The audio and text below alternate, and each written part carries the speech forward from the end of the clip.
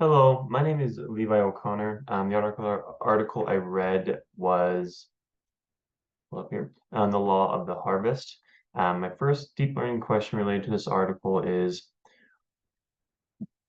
what are my actions that I'm going to plant so I can make sure that I can reap the harvest, which is, a good grade at the end of the semester. I hope to, get an A at the end of the semester.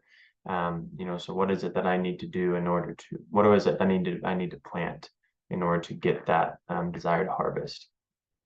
Um, and for that, I know the things that I need to do is that I need to regularly make time each week to do the coursework, to study, to prepare myself so I can stay on top of it as I work full time and have a full-time family and do full-time school. And so I know if I get behind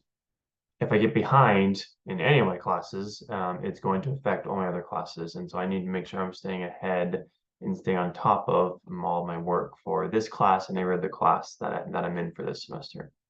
My second question in relation to this article is, am I how do I see myself being successful in this class even if I don't get an A?